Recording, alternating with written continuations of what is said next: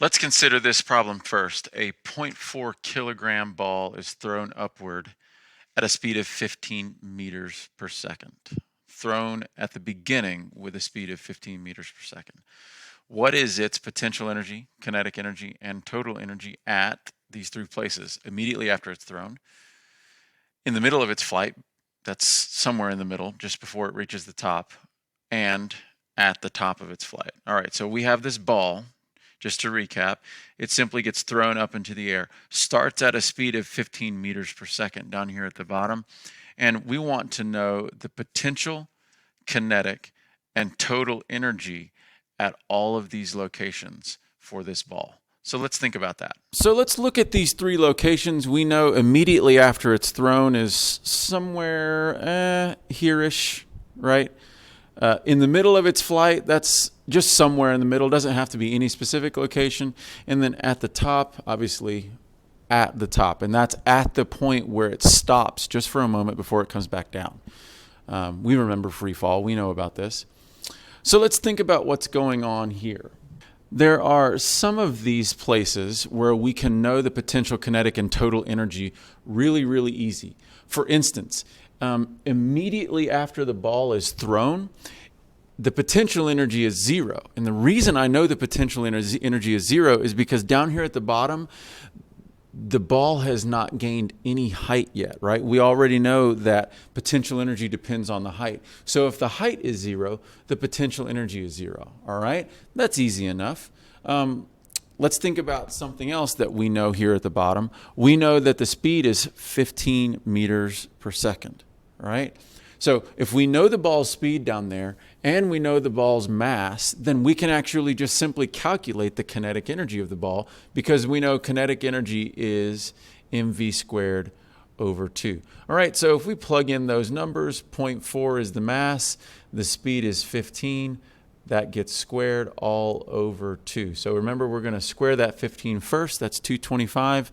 And then if you multiply 225 times 0.4 and divide by 2, you will come out with a kinetic energy of 45 joules.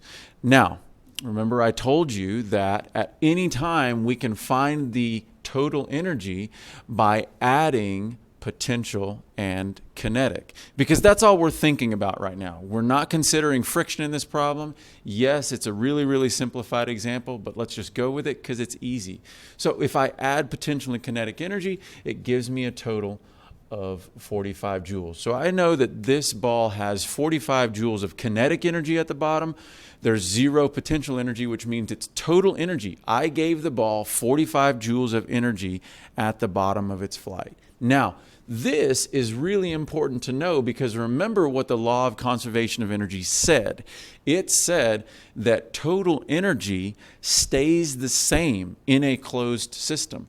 Well, this is a closed system. This is one of our free fall problems. It's a closed system. So that means the very next thing we can do, the very next blanks we can fill in, is that I know if the total energy here is 45, that means the total energy is 45 everywhere else in the path, in the flight of this ball. So I'm going to go ahead and fill in 45. This is really bad handwriting. 45 joules is the total energy. I don't know what's going on with potential and kinetic energy at all of these places. We're going to find out. But whatever's happening, I know that the total energy has to be 45 joules. Again, think about your bank account. We got $45 to start with. We might switch money back and forth between potential and kinetic energy in the meantime.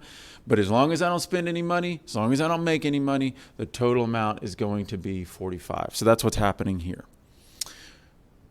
All right, let's think about in the middle of the path. And actually, I didn't think about this. There's some information that I've left out. Let's just assume that at this point, let's give it a height. Let's just say that its height at this point is 3 meters right here. So at 3 meters, I want to know what's going on, right? So I already know the total energy is 45, but I need to find potential and kinetic. Well, since we know the height, that means we can very easily find potential energy with the potential energy formula, which is mgh, right? So we go mass is 0.4, G is 9.8. If the height is 3, multiply 0.4 times 9.8 times 3, and we get about 11.8 joules of potential energy. All right. Now, kinetic energy. How do we find kinetic energy? Well, somebody says, okay, let's do this kinetic energy formula again to find kinetic energy here. Great, but we don't know the speed right here. Well, yes, we do, Mr. Valls. It's going 15 meters per second. No, it's not. It's not going 15 meters per second because on the way up, hopefully you remember this from free fall, on the way up, this thing is going to slow down. So it is not going 15 meters per second anymore. I don't know what the speed is. They didn't give it to us. They give us the height, didn't give us the speed. Are we shot? No, we're not. That rhymed, and that's kind of cool. We know that the total energy is 45.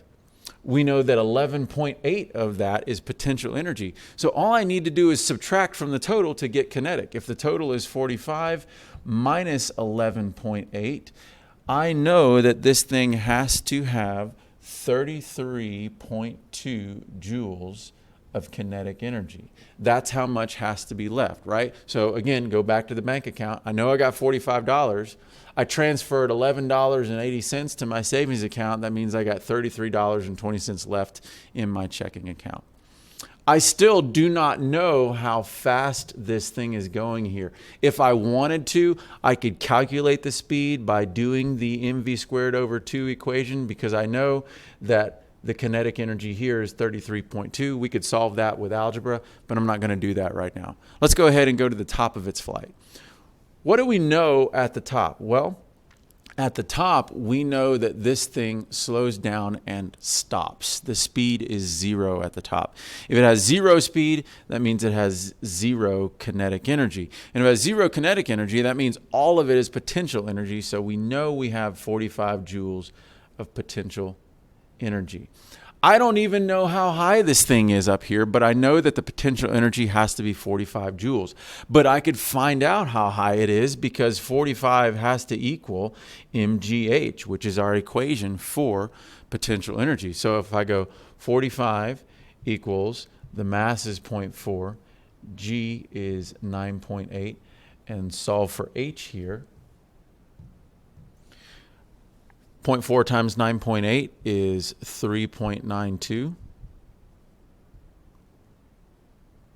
right here. If you divide by 3.92 on both sides, you will find that this thing reaches a height of 11.5 meters. All right? So we threw this ball up, started out at 15 meters per second. It had, at this point right here in the middle, at 3 meters of height, it had 11.8 joules of potential energy, which means 33.2 joules of kinetic energy are left. All the way at the top, 0 kinetic energy because it stops, which means it's all potential energy, and we found out that it had to reach a height of 11.5 meters, right? Cool.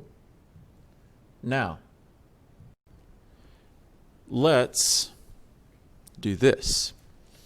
If we were to graph the total, let me get my pen. If we were to graph the total potential kinetic energy of this ball as it's thrown upward, this is what we just did. This point here would be at the bottom of its path, right down here. This point over here would be at the top of its path, way up here at the top, right? Let's graph those three. How about we use 3 different colors?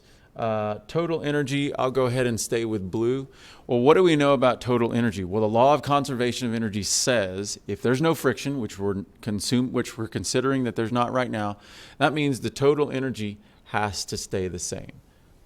So the total energy line would look like this. From the bottom all the way over to the top, as long as this ball was up in the air, the total energy remains the same. And that amount for this particular problem was 45 joules. This would be down here at 0. Total energy is 45 joules. I don't care what happened during that flight, the total energy has to stay the same, right? Let's do green perhaps for kinetic energy. What happens to the ball's kinetic energy on the way up? Well, on the way up, we know that the speed decreases. This thing is going to slow down. Remember that at the beginning up here at this point, we started out with all kinetic energy. We started out with 45 joules of kinetic energy. Over here in the middle somewhere, wherever we were, we had about 33.2 joules of kinetic energy. And when the ball reaches the top, the ball has no kinetic energy. So if we draw a line kind of depicting that, it's simply going to look something like this. Kinetic energy simply decreases as the ball's height increases. All right? Now, I probably did that backwards. I should have done potential energy first. Potential energy, remember we started out with 0 potential energy at the beginning. We ended up with all 45 joules of potential energy at the end. So you might be guessing at this point that yes, this will be a mirror image of what we got before. This is the line for potential energy. So we got total energy at the top in blue, potential energy, and kinetic energy. Notice something. I'm going to come back to this again. Notice that potential energy simply follows the height. The height of this ball increased as it went up. Here's our line that increases, right? So potential energy follows the height. Kinetic energy does the exact opposite of whatever potential energy does. And the reason that has to be the case is because total energy has to stay the same. If potential energy increases, kinetic energy has to decrease so that our total stays the same. So if we look at, this is kind of interesting, if you draw a vertical line on this graph, any 2 points on this graph, doesn't matter what 2 points, and we take the potential energy right here and the kinetic energy right here, and we add them together, guess what we're going to get?